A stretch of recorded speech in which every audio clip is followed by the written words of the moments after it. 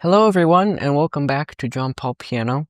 Today is my 100 subscriber special video because I hit 100 subscribers a couple of weeks ago. And so ever since then I've been asking you all what you wanted me to do for a 100 subscriber special to give me suggestions. And I got 3 suggestions total. I put them all into a poll. The 3 suggestions I ended up giving were pieces of music featuring the piano that have the opus number of 100. Someone else gave me a suggestion to do like level 1 to level 100 piano, where like I give a piece that is like level 1 to 10 and then a piece that's level 10 to 20, sort of going up in difficulty level.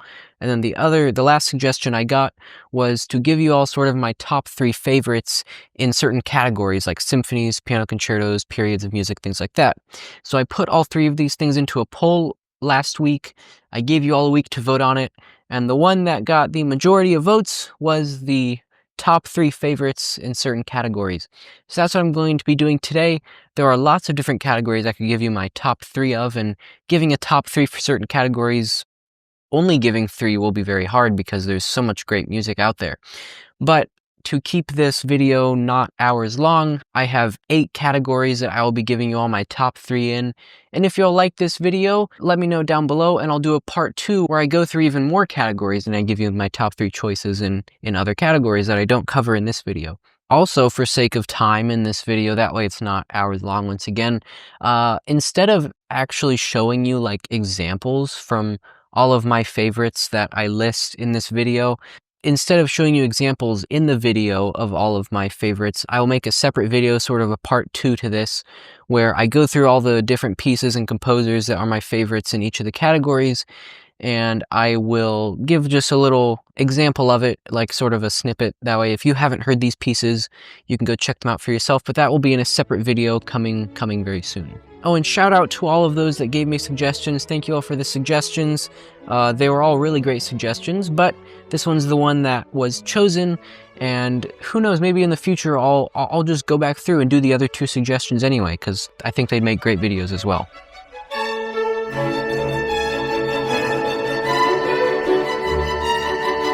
So let's get right to it. I'm trying to think of which category would make the most sense to start with. That way everything sort of flows nicely.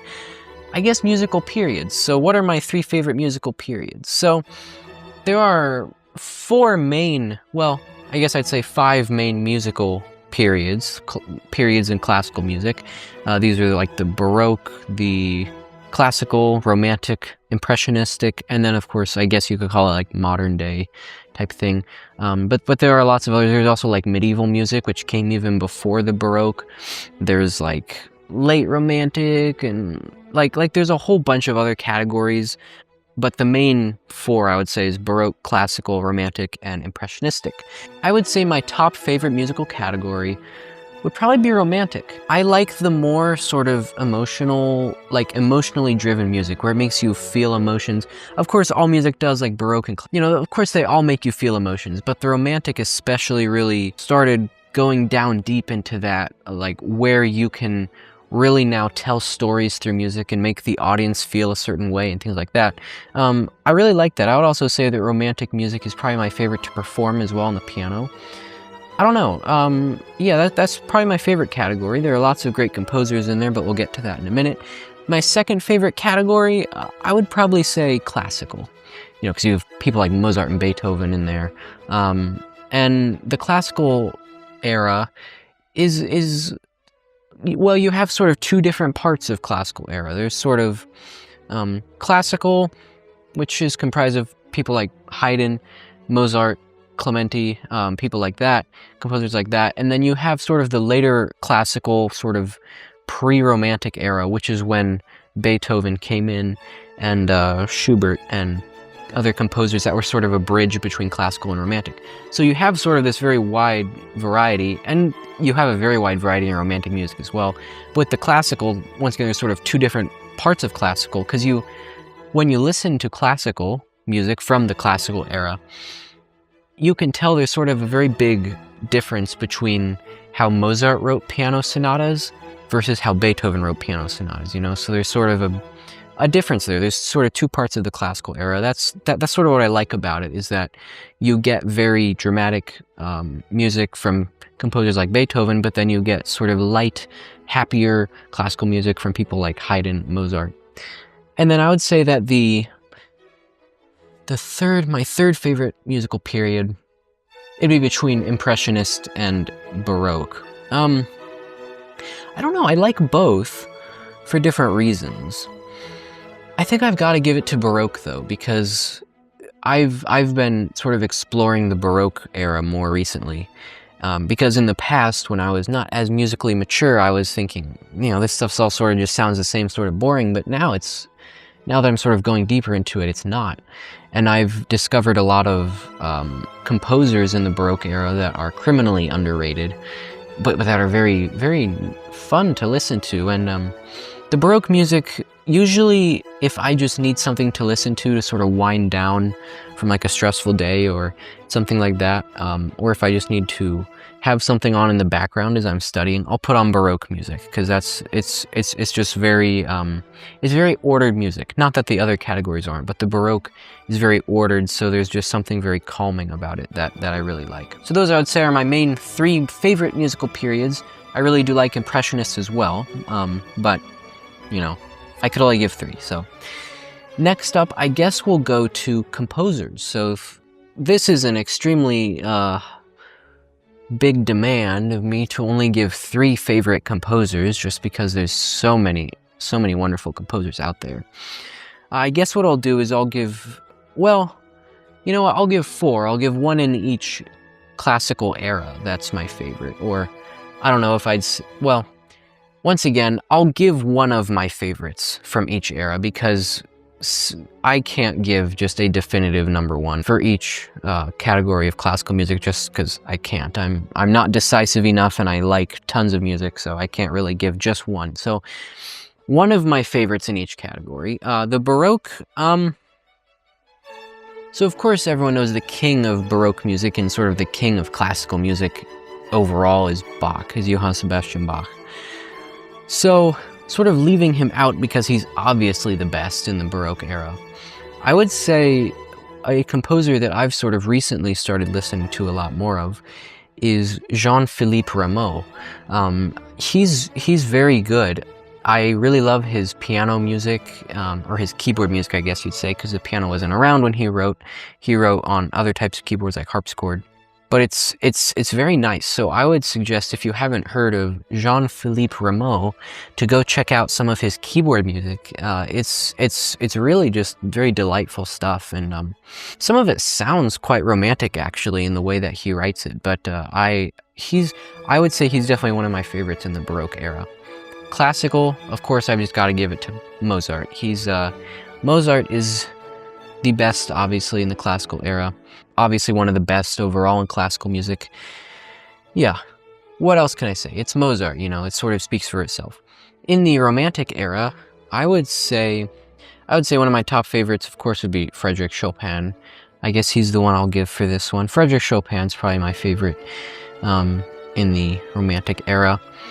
I especially love his piano music, of course, being a pianist, and he didn't really write much for orchestra anyway, so I guess it would pretty much just be piano, and then he wrote a couple piano concertos as well.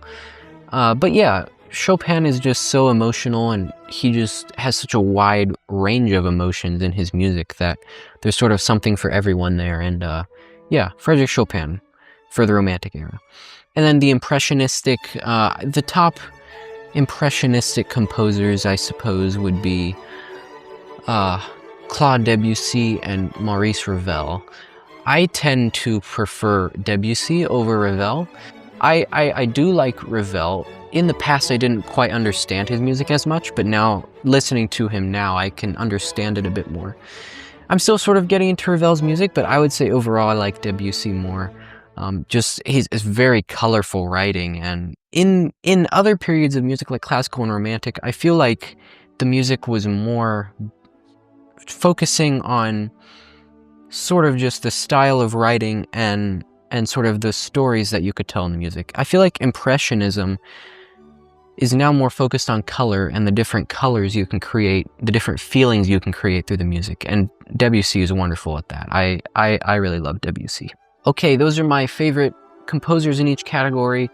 Let's move on to, well, yeah, let's move on to symphonies. So 3 of my favorite symphonies. I have lots of favorite symphonies, so this is very hard. These are definitely in my top 3 favorites. However, I do have absolute favorites. I've already thought through in the past sort of my top 5 favorites, but I can only give 3 here, so I'll just pick 3 from those top 5 that I would say. So one of the symphonies I would say for this would be Schubert's Symphony No. 9, the Great Symphony as it's called.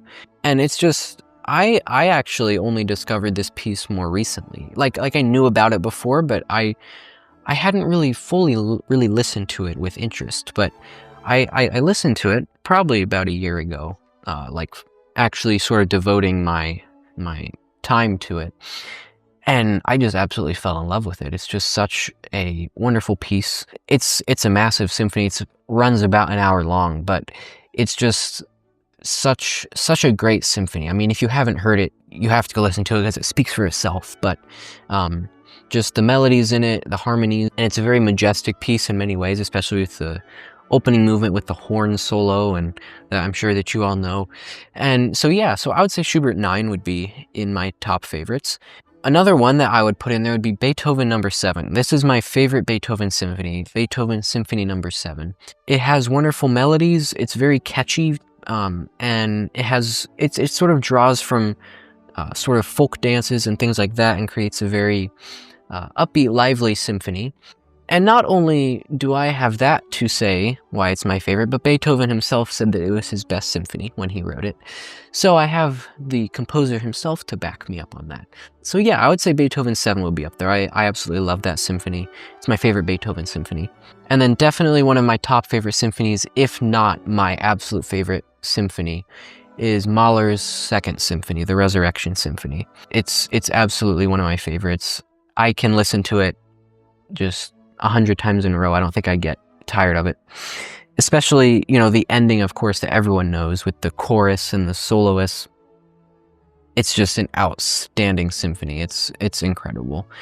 It's just such a journey from throughout the whole like hour and 20 minutes of the symphony, just such a wide range of emotions and feelings that you get from the symphony, all the way from the very desolate first movement of the symphony to the just such a triumphant, majestic ending, especially if you know what he's trying to say with it. And maybe I should make a whole video about this, because I feel like a lot of people misunderstand it, but it's really just a symphony about, you know, going through death and then what we hope for after death. And I think that's he really captures that essence, especially if you know the English translation of the text at the end in the last movement of the symphony. It totally makes sense. So I think I might make a whole video about this symphony, actually, because I think a lot of people misunderstand. Mahler's Second Symphony could very well be my favorite symphony of all time. So those are my 3 favorite symphonies. Now let's go to concertos. And so I have 3 favorite piano concertos. Well, I have lots more than that. There are many piano concertos that I love, but I can only give you 3.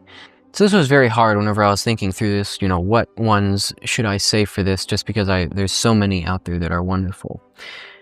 But I decided to go with these 3. So one of my favorites is Beethoven's Fourth Piano Concerto, which I've spoken about before in the video where I was ranking the best piano concertos, and I put this one in best of the best for good reason.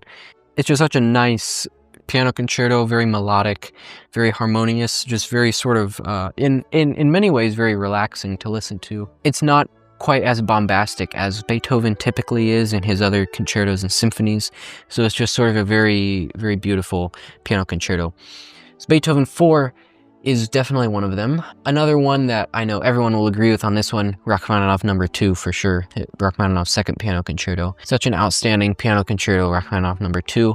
And I know it's played a lot, but I think it's well deserved. It's just a very beautiful piano concerto, and the ending is outstanding. I definitely plan on learning that someday. I plan on learning all of these that I'm listing here someday, but especially that one.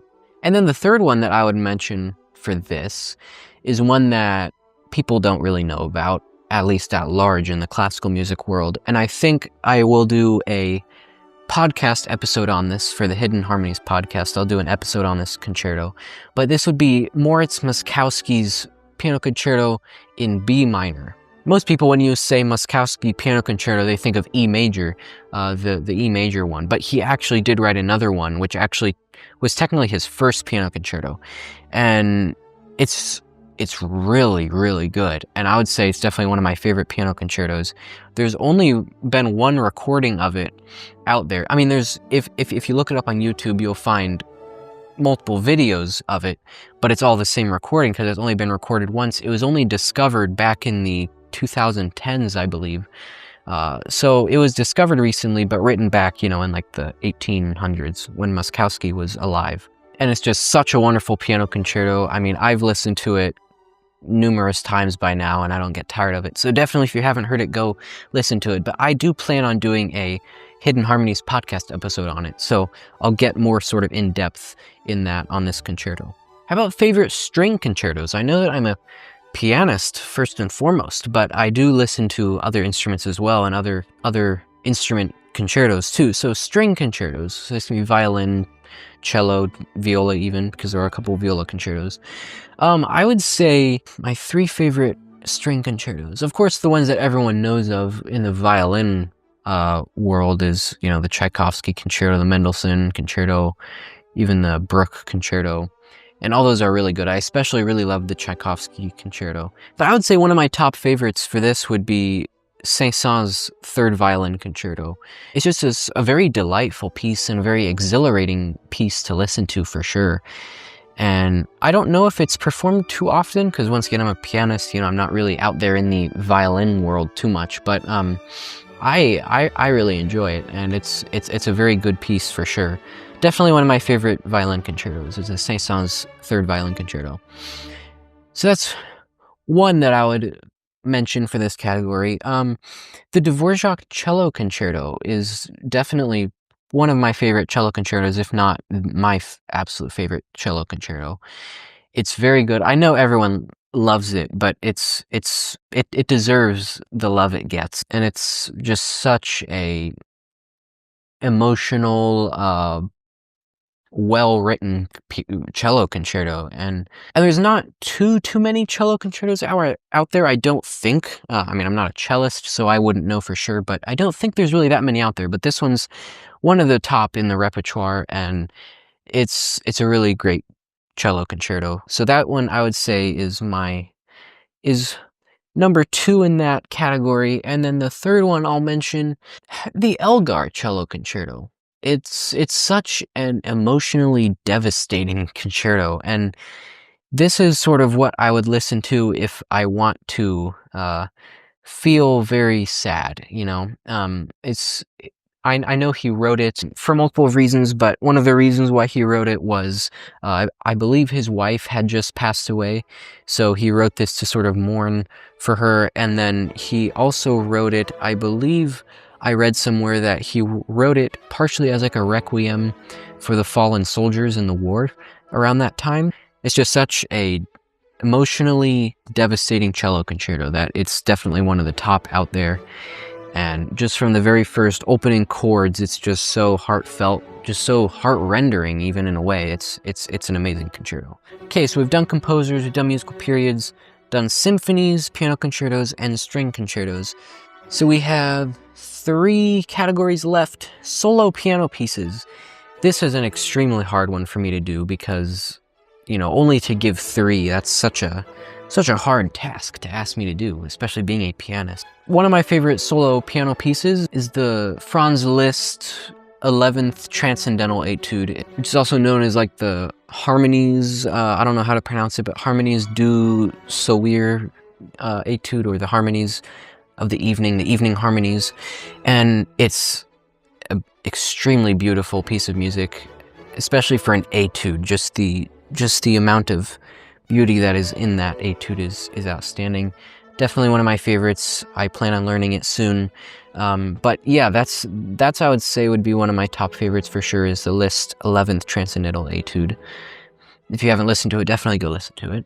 Another solo piano piece I would say is in my top favorites would be the Chopin Barcarolle. It's just a very nice piece of music in many ways, sort of a waltz, a dance. At times very peaceful and just very melodic. It's a beautiful piece of music. And once again, I plan on learning that one too, hopefully soon. And then the third one that I'll list here, I know it's very probably cliche to say this, but Debussy Clair de Lune. And it's popular for good reason, just a very peaceful, beautiful piece of music. If you haven't heard my recording of it, go check that out, link in the description. I did record this one time, and it's a very beautiful piece of music. So I would say those three probably are in my top favorite piano pieces for solo piano. Okay, coming down to the final two categories, these are people-oriented, which is why I saved them. So 3 favorite conductors. Yes, I do have interest in being a conductor. Very big interest, actually. That's one of my aspirations, is to be an orchestra conductor someday. So yes, I have favorite conductors. And my top 3 favorites for this category is actually not very hard to say, because I'm fairly picky about my conductors that I like to watch and things like that. I tend to prefer the more active ones, where they're more sort of active in the conducting and in the music. Of course, those that aren't, they're not any worse for it, you know, but I just prefer the ones that are more active. I would say top 3 favorite conductors. Definitely my top favorite conductor, like my number 1 favorite conductor, is Claudio Abbado, who has sadly passed away earlier in the 2000s, I believe. I don't know the exact date. He's the conductor where when I saw a video of him conducting, that's what got me interested in conducting. So he has a very special place in my heart. He's definitely my top favorite conductor. He's who I will look for if I'm looking to watch something, like watch a symphony performance or something like that on YouTube. I will look for him first, or even if I'm just listening, I'll look for his recordings. Probably my second favorite conductor after Claudio Abbado would be Leonard Bernstein. He is an outstanding conductor. He is very active for sure, so he's very fun to watch in that way. He's very dramatic, but what he does with the orchestras that he conducts as well is incredible. He has also sadly passed away. He was a composer, pianist as well, but you know, it's sad for me that these two, Bernstein and Abbado, have passed away, because I would have loved to have met them. So sadly, I won't be able to meet them, at least on this earth. Those two, I would say, are my 2 top favorites, with Claudio Abbado being my sort of my role model, if you could put it that way. A third favorite for me, this individual's actually still alive, but Paavo Järvi. I really enjoy watching him conduct. He's very clear with his movements, and I would plan, once I start to get into conducting, I would love to try to get like a master class with him, because I know he does that for young conductors. So he's a very good one, and especially his recordings of like Sibelius and Bruckner are very good. So if you haven't seen him conduct, if you haven't seen any of these 3 conduct, you should definitely look them up on YouTube, because they are outstanding. Last category, 3 favorite pianists. Once again, this was hard as well, because I have so many favorite pianists out there, and I had to just pick 3 to give. The one that I will look for most often if I'm looking for a recording of a piece of music, I will typically look for Vladimir Ashkenazy. So he's probably my favorite, or one of my favorite pianists out there. He is still alive, but he has stopped touring because he's older now, but his recordings are priceless, and he can play such a wide variety of composers, from Russian like Rachmaninoff to composers like Beethoven and even Mozart. So he has a very wide range of music that he plays, but he's very masterful in all of his interpretations and recordings. So he's one that I will look for if I'm looking for a recording of a piece of music. Another favorite that I would say would be Nikolai Lugansky.